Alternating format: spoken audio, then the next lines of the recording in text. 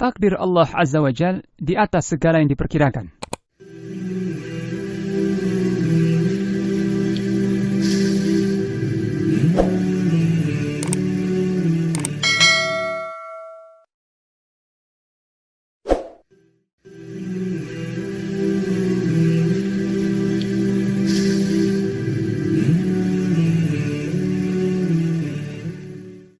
Assalamualaikum warahmatullahi wabarakatuh. Alhamdulillah, wassalatu wassalamu ala rasulillah, wa ala alihi wa sahbihi wa man ittaba'a hudah. Amma ba'd, kaum muslimin rahimakumullah, para pendengar yang budiman. Di dalam surah Al-Baqarah ayat yang ke-247, Allah subhanahu wa ta'ala berfirman tentang sebuah kisah atau peristiwa yang terjadi pada Bani Israel sebelum kita. Allah berfirman, وَقَالَ لَهُمْ نَبِيُّهُمْ إِنَّ اللَّهَ قَدْ بَعَثَ لَكُمْ طَالُوتَ مَلِكًا قَالُوا أَنَّى يَكُونُ لَهُ الْمُلْكُ عَلَيْنَا وَنَحْنُ أَحَقُّ بِالْمُلْكِ مِنْهُ وَلَمْ يُؤْتَ سَعَةً مِنَ الْمَالِ قَالَ إِنَّ اللَّهَ اصْطَفَاهُ عَلَيْكُمْ وَزَادَهُ بَسْطَةً فِي الْعِلْمِ وَالْجِسْمِ Wallahu yu'ti mulkahu man yasha' wallahu wasi'un alim.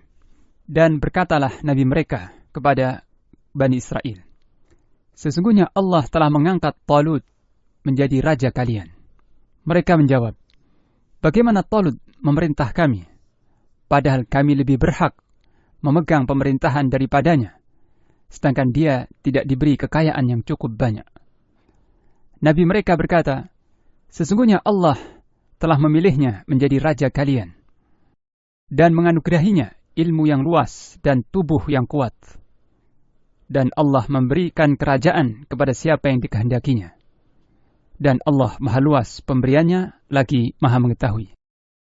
Dalam ayat ini, Allah Ta'ala menjelaskan salah satu kisah yang terjadi di kalangan Bani Israel ketika mereka meminta kepada Nabi mereka untuk memilihkan seorang raja yang akan memimpin mereka berperang melawan tentara Jalut yang kafir. Allah mengkhabarkan bahwa Nabi mereka telah menetapkan Talut sebagai raja yang memimpin mereka dalam suatu perkara yang memang harus ada pemimpin yang ahli dalam kepemimpinan. Namun mereka menyayangkan ketetapan Nabi mereka untuk memilih Talut sebagai raja. Padahal menurut mereka ada orang yang lebih baik rumahnya dan lebih banyak hartanya daripada Talut. Lalu Nabi mereka menjawab bahwa sesungguhnya Allah Ta'ala telah memilihnya untuk kalian, karena dia telah menganugerahkan kepadanya, itu kepada Talut, kekuatan ilmu tentang siasat perang dan juga kekuatan tubuh. Yang kedua hal ini merupakan sarana meraih kemenangan, dan Talut memiliki keahlian dalam mengatur peperangan. Nabi tersebut juga menjelaskan bahwa raja tidaklah dengan banyak hartanya, dan tidak juga orang yang menjadi raja itu harus merupakan raja dan pemimpin pula dalam daerah-daerah mereka. Karena Allah memberikan kerajaannya kepada siapa yang dikehendakinya. Pendengar yang budiman, jika kita menelusuri kandungan ayat ini, maka kita dapat simpulkan bahwa ayat ini mengandung beberapa pelajaran dari sisi tauhid. Di antaranya adalah, yang pertama, sesungguhnya semua perbuatan-perbuatan hamba itu sebenarnya diciptakan oleh Allah Ta'ala. Sebagaimana dalam ayat ini, Allah Ta'ala berfirman, Inna Allaha qad ba'atha lakum Taluta malika. Sesungguhnya Allah telah mengangkat Talut sebagai raja bagi kalian. Hal ini, yakni penegasan bahwa perbuatan-perbuatan hamba sebenarnya adalah diciptakan oleh Allah, juga disebutkan dalam surah As-Saffat ayat yang ke-96. Allah Ta'ala berfirman dalam ayat tersebut, Wallahu khalaqakum wa ma ta'malun. Dan Allah telah menciptakan kalian dan apa yang kalian kerjakan.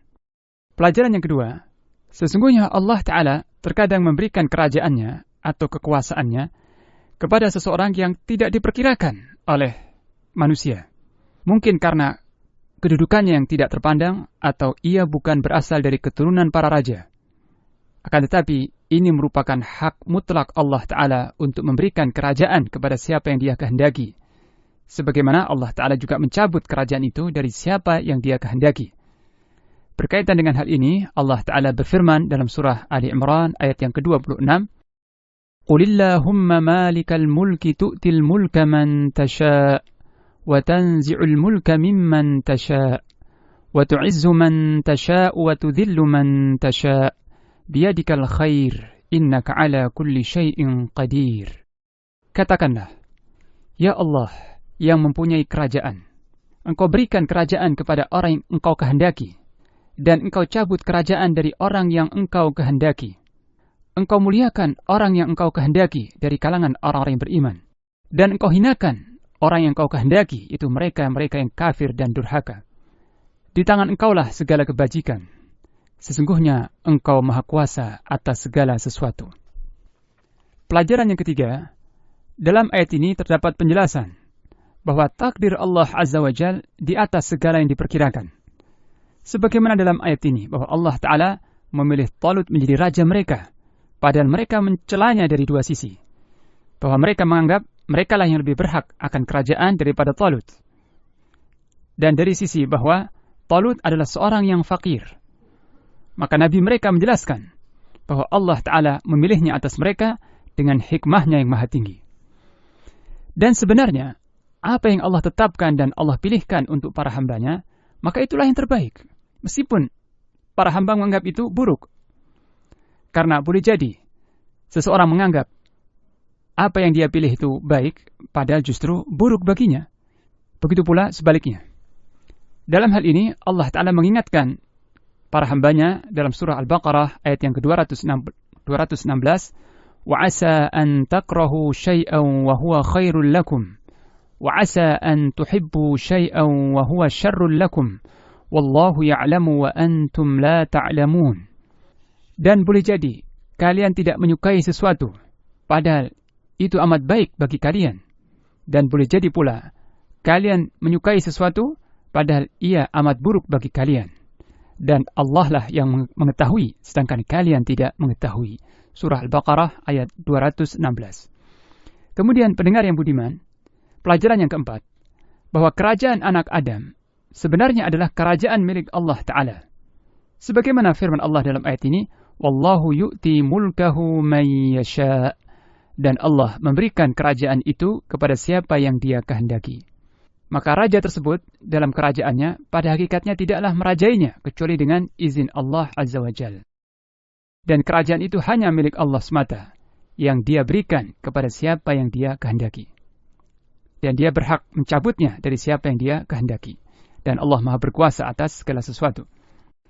Pelajaran yang kelima, bahwa apa saja yang kita miliki bukanlah milik kita secara mutlak yang dapat kita gunakan sekehendak kita. Akan tetapi hal itu terikat dengan apa-apa yang diizinkan oleh Allah Ta'ala dalam penggunaannya. Oleh karena itu, kita tidak diperkenankan menggunakan apa yang kita miliki sesuka hati, seperti merusaknya, menyia-nyiakannya, atau menyiksanya jika itu berupa hewan. Dan hal ini semua tidaklah diperbolehkan, karena kepemilikan kita adalah mengikuti kepemilikan Allah Ta'ala. Pelajaran yang keenam, dalam ayat ini terdapat penetapan sifat masyiah atau kehendak bagi Allah Ta'ala. Sebagaimana firman-Nya, Wallahu yu'ti mulkahu may yasha'. Dan Allah memberikan, menganugerahkan kerajaannya kepada siapa yang dia kehendaki. Ayat ini menetapkan masyiah yang mutlak bagi Allah Ta'ala. Apa yang Allah kehendaki pasti terjadi. Dan apa yang tidak Allah kehendaki tidak bakal terjadi, mustahil terjadi. Dan semua kehendak Allah itu disertai hikmahnya yang maha tinggi. Kemudian pelajaran yang keenam, dalam ayat ini juga menetapkan dua nama bagi Allah Ta'ala di antara nama-namanya yang maha indah, yaitu Al-Wasi', yang maha luas. Allah lah yang maha luas karunia-Nya, anugerahnya, pemberiannya, dan juga nikmat-nikmatnya. Dan Al-Alim, yang maha mengetahui. Inilah di antara dua nama Allah Ta'ala yang maha indah. Pendengar yang budiman, demikianlah sekilas penjelasan tafsir surah Al-Baqarah ayat yang ke-247 ini. Semoga Allah Ta'ala memberikan manfaat kepada kita dengan ayat-ayatnya dan menjadikan Al-Quran sebagai cahaya yang menerangi hati-hati kita dan imam, pemimpin bagi kita di dunia, serta pemberi syafaat kepada kita di hari akhirat kelak. Wassallallahu ala nabiyyina Muhammad wa ala alihi wa sahbihi wa baraka wa sallam.